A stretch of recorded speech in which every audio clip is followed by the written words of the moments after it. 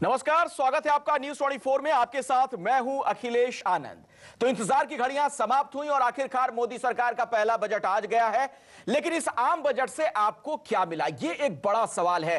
कौन कौन सी चीजें सस्ती हुई हैं, कौन सी चीजें महंगी होने वाली हैं और महंगाई से त्रस्त जनता के क्या अच्छे दिन आएंगे? क्या इसका कोई संकेत इस बजट से मिल रहा है? इस पर भी हम बात करेंगे। बात टैक्स पेयर्स की भी होगी कि टैक्स स्लैब में जो बदलाव किया गया है, क्या उसका कोई फायदा होता दिख रहा है? तमाम पहलुओं पर बात करेंगे। मोदी सरकार से बड़ी राहत की उम्मीद लगा बैठे मिडिल क्लास को हालांकि कुछ तोहफे जरूर मिले हैं। इनकम टैक्स की अगर बात की जाए, स्लैब में बदलाव हुआ है। होम लोन ब्याज पर छूट से क्या फायदा हो रहा है वो आप देख सकते हैं। तस्वीर आपके सामने है, टेलीविजन स्क्रीन पर आप देख सकते हैं। आमदनी के मुताबिक कितना फायदा आपको होने जा रहा है, ये तमाम चीजें हम आपको तफसील से बता रहे हैं। इनकम टैक्स में जो रियायत मिली है उसका क्या फायदा होगा, इसके अलावा कौन कौन सी चीजें आने वाले दिनों में सस्ती होंगी, महंगी होंगी। आप बाजार जाएंगे सामान खरीदने के लिए तो कौन सी चीजें अब और ज्यादा कीमत चुकाकर आप लाएंगे या फिर उसके लिए आपको कुछ राहत मिलेगी, ये तमाम सवालात हैं। 2.5 लाख रुपए तक की कमाई पर अब इनकम टैक्स, जो पर्सनल इनकम टैक्स लगता था, वो नहीं लगेगा। ये एक बड़ी राहत नौकरी पेशा लोगों के लिए है। पर्सनल इनकम टैक्स से छूट की सीमा 2 लाख रुपए से बढ़ाकर 2.5 लाख रुपए कर दी गई है। इन सब के अलावा अगर सीनियर सिटीजन की बात की जाए, उन्हें इनकम टैक्स से छूट की सीमा बढ़ाकर 3 लाख रुपए की गई है। पहले 2.5 लाख रुपए तक पर इनकम टैक्स में उन्हें छूट मिलती थी। तो एक मोटे आंकड़े के मुताबिक करीब 50,000 रुपए का फायदा हो सकता है जो लोग इस स्लैब में आते हैं। तो मोदी सरकार का पहला आम बजट पेश हो चुका है और जहां कांग्रेस समेत सभी पार्टियां मोदी बजट को अमीरों के लिए बेहतर बता रही हैं, वहीं वित्त मंत्री अरुण जेटली की पत्नी और बेटी का यह मानना है कि यह बजट आम लोगों और देश के भविष्य के लिए काफी अच्छा है। उनका यह भी कहना है कि इस बजट में किसानों और युवाओं को खास तौर पर ध्यान में रखकर कुछ ऐलान किए गए हैं। वित्त मंत्री अरुण जेटली की पत्नी से खास बातचीत की हमारे संवाददाता अमित कुमार ने। बजट पेश करे तब उनका परिवार भी उनके साथ था। वहाँ पर जो स्पीकर्स गैलरी है वहाँ पर उनकी फैमिली थी, उनकी पत्नी थी। एक वक्त ऐसा आया जब वो थोड़े लग रहे थे परेशान हो रहे हैं, पानी पी रहे हैं, पीठ में दर्द की शिकायत है। बहुत उस वक्त आप भी परेशान हो रहे थे सामने से देख के?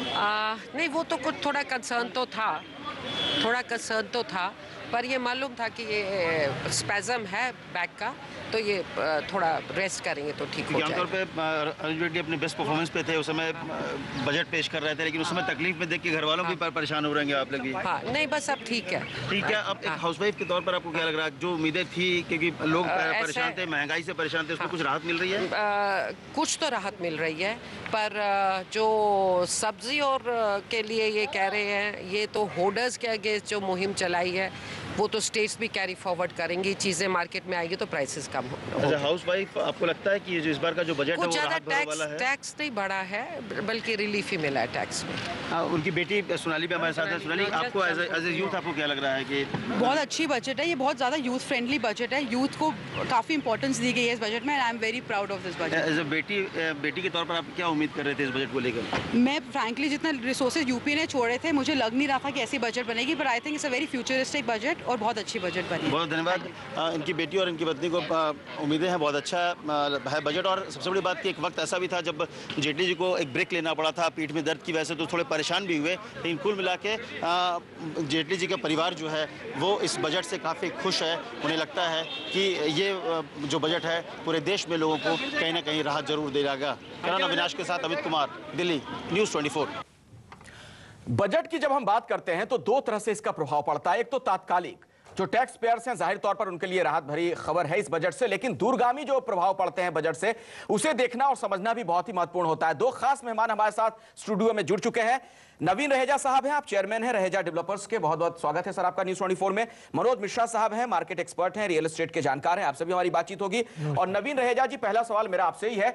सबसे पहले तो पूरी तरह से आप किस तरह से इस बजट को देख रहे हैं? इस बजट को लेकर आपका क्या नजरिया है? ओवरऑल बजट जो है ये ग्रोथ ओरिएंटेड बजट है। अच्छा। और बहुत अवेलेबल रिसोर्सेज के अंदर जो इसको वर्कआउट किया गया है वो बहुत इंटेलिजेंटली वर्कआउट किया है, फ्यूचरिस्टिक है। और जो मोदी जी ने विजन दिया था स्टार्टिंग में इलेक्शन मैनिफेस्टो में, उसके लिए पहला स्टेप है। और दिखाई देता है, जैसे एक हम तो रियल एस्टेट से हैं, तो रियल एस्टेट का हम ये देखते हैं कि 2022 में इन्होंने बोला सारे एक आदमी को मकान देना है, तो उस कमिटमेंट के हिसाब से जो अवेलेबल रिसोर्सेज थी उसको बड़े अच्छे तरीके से जो है उसको किक स्टार्ट किया गया है बजट में जी, सो दैट जो 2022 में सबको घर देने का सपना है वो पूरा हो सकता हो। अच्छा, इंडस्ट्री के लिए क्या संकेत आपको दिख रहे हैं नवीन रहेजा साहब? इंडस्ट्री के लिए बड़े पॉजिटिव संकेत हैं कि इंडस्ट्री ऑलरेडी बहुत ज़्यादा फंड कंस्ट्रेंट में से निकल रहा था, बैंकिंग रिसोर्सेज से जो है फंड नहीं मिल पा रहा था, मार्केट में एफडीआई और या अदरवाइज जो फंडिंग है उसके ऊपर पूरा स्क्वीज हुआ पड़ा था, और इवन जो परचेजिंग पावर है लोगों के हाथ में, डिस्पोजेबल इनकम और disposable money for purchasing of real estate and properties जो था वो स्क्वीज हो चुका था। तो इन सारे चीज़ों को के अंदर आके इसमें जो नई चीज़ें लाई, अल्टरनेट सोर्स ऑफ फंडिंग लाई, रीट लाया, रियल एस्टेट इन्वेस्टमेंट ट्रस्ट लाया, इंफ्रास्ट्रक्चर इन्वेस्टमेंट ट्रस्ट लाया, और एक नया चीज़ लेके आए IIT जो है एक नया चीज़ लेके आए।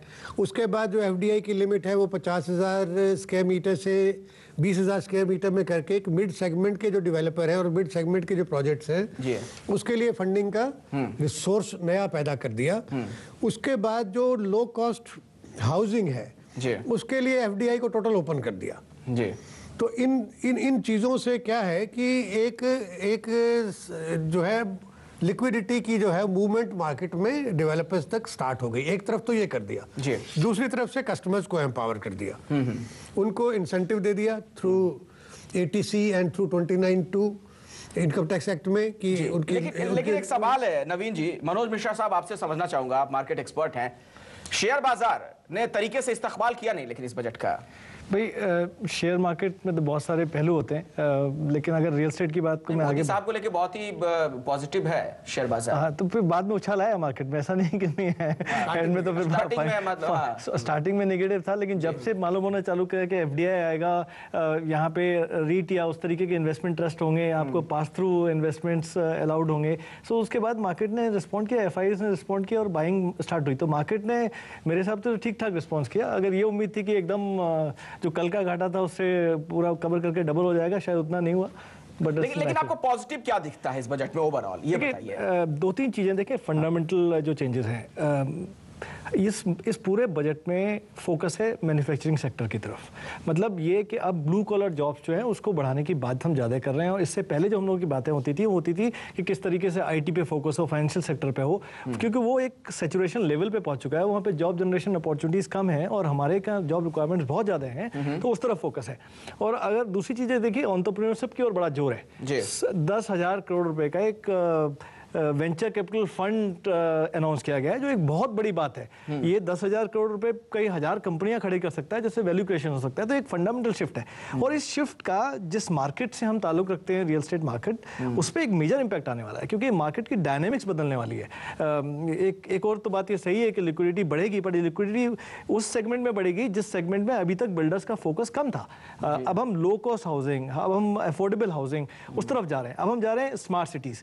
सो ये अगर आप देखें तो एक तरीके से फाउंडेशन ले की गई है पूरे शिफ्ट लाने की, कि हम किसी तरीके से मैन्युफैक्चरिंग की तरफ ज्यादा रुझान लाएं। इसके अलावा Manoj ji, national housing bank के लिए जो प्रावधान किया गया है अलग से बजट में, उसका क्या फायदा हो सकता है? काफी देखिए, उसमें डिटेल्स अभी हमारे पास नहीं आए हैं, पर जो उससे समझ में आता है कि वो जो 4,000 करोड़ रुपए है, या तो आप उसको इंटरेस्ट को सब्सिडाइज कर सकते हैं, जो पिछले बजट में भी था कि आप अगर 15 लाख तक लोन लेते हैं, 25 लाख की प्रॉपर्टी है, तो 1% आपको इंटरेस्ट उस पर सबवेंशन मिलता था, जो इसमें जेटली साहब ने अपनी स्पीच में स्पेसिफाई नहीं किया। डिटेल्स आने पे पता लगेगा, वहां पे कर सकते हैं। या देखिए, दो चीजें उसमें उसमें अगर लो कॉस्ट हाउसिंग वाले प्रोजेक्ट्स को सब्सिडाइज करना है या डायरेक्टली इंडिविजुअल्स को देना है, वो डिटेल्स जब आएंगे तब पता होगा। चलिए, मैं उस पर आगे बात करूंगा, लेकिन पॉलिटिकल रिएक्शंस भी हमें मिल रहे हैं। बीजेपी के नेता और केंद्रीय मंत्री नितिन गडकरी का यह कहना है कि बजट ऐतिहासिक है। गडकरी से खास बातचीत की हमारे संवाददाता रमन कुमार ने, सुनिए। मोदी सरकार का पहला बजट पेश हुआ, हमारे साथ नितिन गडकरी हैं। सर, आपको लगता है कि नरेंद्र मोदी ने जो अपनी बातें कही थी स्पीच में, उसको एकोमोडेट किया गया है इस बजट? 100% नरेंद्र मोदी जी की विजन, उनकी दृष्टि और उन्होंने जो कुछ कहा था वो सब बातें इसमें आई है। गांव, गरीब, मजदूर, किसान के लिए आई है, टेक्नोलॉजी की आई है, गुड गवर्नेंस की आई है, इंफॉर्मेशन टेक्नोलॉजी और बायोटेक्नोलॉजी की आई है, मॉडर्नाइजेशन की भी आई है, और गाँव के गरीब किसान और मजदूर की भी आई है। मुझे लगता है कि चाहे इंश्योरेंस सेक्टर हो, चाहे कोई भी सेक्टर हो, हर जगह पर जो रिफॉर्म की बात कही गई है, it is a historical thing and this country will remember कम से कम आने वाले 25 साल तक आज की स्थिति में आया हुए बजट को निश्चित रूप से याद रखेगी, ऐसा मुझे लगता है। आपको लगता है सर कि इनकम टैक्स में छूट जो सरकार की तरफ से दी गई है उससे आम आदमी को भी काफ़ी राहत मिलेगी? निश्चित रूप से राहत मिलेगी। आज के कठिन स्थिति में ये राहत देना भी बहुत कठिन था, पर अरुण जेटली जी ने as a finance minister middle class का विचार करके उसमें राहत दी है। और 60 साल के ऊपर के जो सिटीजन हैं, जो हमारे ज्येष्ठ नागरिक हैं, उनके लिए भी दिया है। मुझे लगता है ये बहुत अच्छी बात है। इतने कठिन स्थिति में उन्होंने राहत भी दी और देश को विकास की ओर भी लेकर गए हैं। ये बजट आने वाले साल भर में ही कम से कम 1.5 से 2% का GDP बढ़ाने के लिए आगे ले जा सकता है। और मेरा विश्वास है कि हमारा इंफ्रास्ट्रक्चर जो है, रोड एंड पोर्ट्स, इसमें तो हम बहुत जल्दी गति से इसमें प्रगति और विकास। कठिन परिस्थिति आपने बोला, कांग्रेस का कहना है कि जो एक उम्मीद थी वो उम्मीद पूरी नहीं हुई। अरे कांग्रेस को क्या की उम्मीद है, जिन्होंने 8.5% का GDP 4.5% पे लाया, जिन्होंने रोड सेक्टर का ये पूरा आज की हालत में 189 प्रोजेक्ट में CDR है, 1,80,000 करोड़ के अकाउंट MP हो गए हैं। बैंक सेक्टर पूरी बर्बाद हो गई, पूरे देश की इकोनॉमी बर्बाद होगी, पूरा देश का जिन्होंने आर्थिक दृष्टि से बैंड बाजा बजाया, तो कांग्रेस पार्टी क्या कह सकती है? अगर इनके साथ और रहता तो ये देश का दिवाला पिटना की स्थिति में ले गए थे। कम से कम ऐसे स्थिति में अरुण जी ने जो बजट दिया है वो देश को भविष्य की दिशा देने वाला है। धन्यवाद। नितिन गडकरी साहब का साफ मानना था कि जो बजट पेश किया गया अरुण जेटली फाइनेंस मिनिस्टर के द्वारा, वो देश को प्रगति के रास्ते पर ले जाएगा। कैमरा पर्सन मस्तान सिंह के साथ रमन कुमार, दिल्ली, न्यूज़ 24। लेकिन नवीन रहेजा जी, एक सवाल यह है दरअसल कि सोशल सेक्टर के क्षेत्र में कुछ ऐसी स्कीम्स चल रही हैं जो अनावश्यक हैं, उस पर पैसे एक तरीके से कहे जाए तो बर्बाद भी हो रहे हैं। उसको लेकर कुछ कहा नहीं गया कि ऐसी स्कीम बंद होंगी कि नहीं? पहले इस तरह की बातें कही जा रही थी नरेंद्र मोदी साहब की तरफ से। नहीं, इसमें इंडिकेशन तो किया गया है कि उसको जो है प्रोडक्टिविटी ओरिएंटेड की तरफ लेके जाएंगे, लेकिन उसके ऊपर कोई कंप्लीट क्लैरिटी नहीं दी गई है। लेकिन ये बिल्कुल सच है कि जो सोशल सेक्टर की स्कीम्स हैं वो कंट्री को आइडल बना के रख रही हैं। आपकी मैन पावर जो है वो वर्चुअली आप वेस्ट कर रहे हो by using countries money.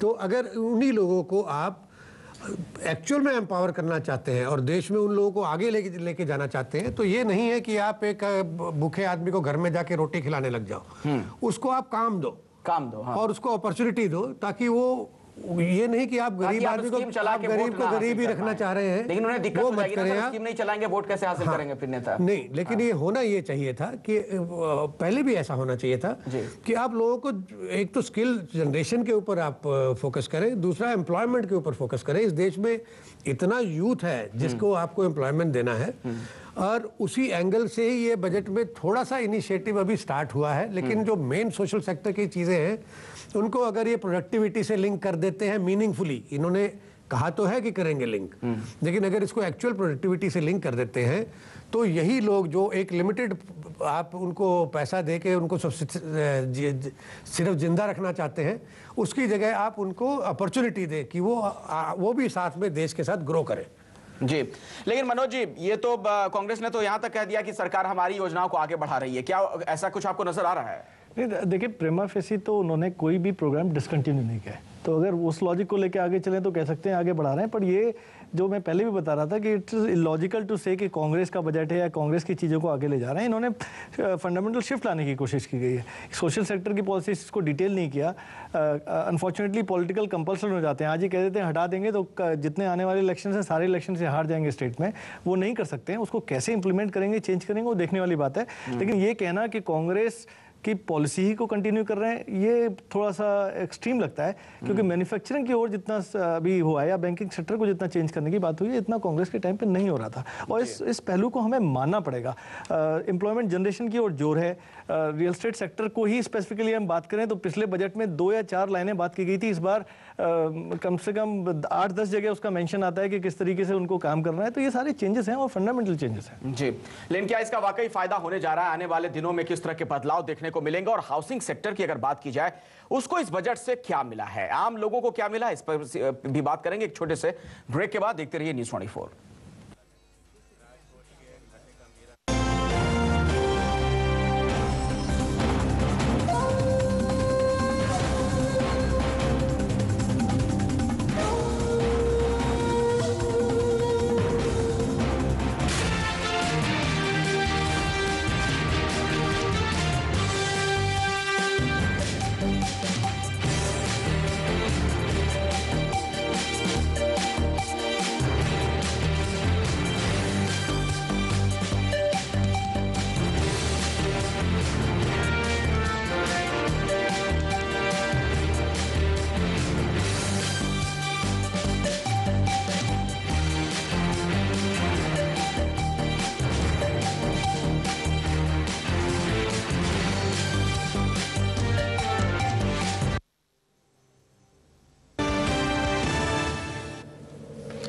Budget पेश हो चुका है। इस बजट से हमें क्या मिला, ये एक बड़ा सवाल है। बात हम हाउसिंग सेक्टर की भी करेंगे, लेकिन इसके पहले जो पॉलिटिकल रिएक्शंस मिल रहे हैं वो जरा आपको सुनवाते हैं। कांग्रेस के सांसद हैं राजीव शुक्ला, उनका कहना है कि मोदी सरकार का आम बजट पुरानी बोतल में नई शराब की तरह है। मोदी सरकार ने कांग्रेस की सारी नीतियों को चुराकर बजट तैयार किया है। बस कांग्रेस जो आम आदमी को ध्यान में रखती थी उसे बीजेपी ने छोड़ दिया। केंद्रीय वित्त मंत्री अरुण जेटली ने बजट प्रस्तुत किया है। बात करते हैं कांग्रेस के नेता राजीव शुक्ला। सर, कैसा है बजट? कांग्रेस पार्टी कह रही है कि जो चिदम्बरम साहब का बजट था उसी की कॉपी है। देखिए, एक पुरानी कहावत है कि बोतल बदल गई, शराब वही है। तो इसमें भी वही बजट है जो चिदम्बरम साहब ने बजट पेश किया था, कांग्रेस का बजट था, हूबहू वही बजट है। कांग्रेस की सारी नीतियां अपना ली, कांग्रेस की सारी योजनाएं अपना ली, और जो कांग्रेस आम आदमी गरीब किसान के लिए देती थी वो सिर्फ हटा दी। बिल्डरों को फ़ायदा करा दिया। इसमें बिल्डरों के भले के लिए काफ़ी कुछ किया गया है। और जो है इसके अलावा जो चीज़ें हम कहते थे लागू करो, जैसे इंश्योरेंस सेक्टर, बीमा के क्षेत्र में हम कहते थे 49% FDI कर दो, तब ये विरोध करते थे। आज उन्होंने वही बात मान ली। तो उन्होंने ये सारे काम जो कांग्रेस उस समय कहती थी वो तब नहीं माने तो आज मान लिए। और बाकी बजट के अंदर जितना भी कांग्रेस ने किया था वो सब कर दिया। प्रधानमंत्री ग्राम सड़क योजना को हमने 20,000 करोड़ दिए तो उन्होंने घटा के 14,000 करोड़ कर दिए। तो इसमें जो है आम आदमी गरीब के लिए कुछ भी नहीं है। अभी हो गया तुम्हारे। तो कुल मिला के सीधे तौर पे जिस तरीके से कांग्रेस की प्रतिक्रिया आई है इस बजट पे, वो कहीं ना कहीं नाखुश नजर आते हैं। अविनाश के साथ शिवांग माथुर, न्यूज़ 24 दिल्ली। बजट के कई डायमेंशन होते हैं, कई आयाम होते हैं, लेकिन हाउसिंग सेक्टर के लिहाज से कैसा है बजट, इस पर एक रिएक्शन नवीन रहेजा जी आपसे चाहूंगा, छोटा सा रिएक्शन। मेरे ख्याल से बहुत लंबे टाइम के बाद जो है कुछ एक चीज़ों का प्रावधान किया हाउसिंग सेक्टर में जी। 4,000 करोड़ रुपए नेशनल हाउसिंग बैंक को दे रहे हैं इंटरेस्ट सबवेंशन करने के लिए, लो कॉस्ट हाउसिंग के लिए जी। लो कॉस्ट हाउसिंग के लिए ही FDI को फ्री कर दिया है। तो इसलिए चीपर मनी बाहर से इन्वेस्ट हो सकती है और उसके लो कॉस्ट हाउसिंग की कंट्री में डिमांड है। तो इसलिए उसकी FDI ये डिमांड पूरी होगी। मनोज मिश्रा जी, क्या आपको लगता है? बिल्कुल, एक्चुअली सारे जो स्टेप्स हैं उसी डायरेक्शन में हैं। और इसको अगर हम कोरिलेशन में देखें स्मार्ट सिटीज से, तो हम बोल रहे हैं कि सस्ते दामों में बहुत सारे मकान होंगे। और इसको मैं एक और आगे ले जाता हूँ कि जो हमने बात की है कि रेलवे के नए प्लेटफॉर्म बनेंगे, रेलवे बजट से जोड़ रहा हूँ, और वहाँ पे जो रियल एस्टेट को ये लीवरेज करेंगे, अगर सारी चीज़ों को मिला के देखें तो इसके 2-3 फायदे होते हैं। एक तो जो आज जो मार्केट है, जो 70 लाख 80 लाख है, 1 करोड़ 2 करोड़ वाला मार्केट है, उस पर इम्पैक्ट आएगा जी। उस तरीके की इन्वेंट्री जो है वो धीरे मूव होगी, लेकिन इधर फायदा होगा। दूसरी बात ध्यान देने वाली बात है, जब बिजनेस बढ़ेगा, जिस बिजनेस बढ़ेगा तो कॉमर्शियल रियल एस्टेट जो है उसको फायदा होगा। और जो फायदा होगा, पॉजिटिव मान रहे हैं इस बजट को। इस लिहाज से आप दोनों का बहुत बहुत शुक्रिया इस चर्चा में शिरकत करने के लिए। लेकिन नरेंद्र मोदी जब भी भाषण देते थे तो युवाओं पर बहुत उनका जोर होता था। क्या उन्हें रोजगार मिलेगा इस बजट से, क्या ऐसी उम्मीद लगाएं, इस पर भी हम बात करेंगे एक ब्रेक के बाद। देखते रहिए न्यूज़ 24।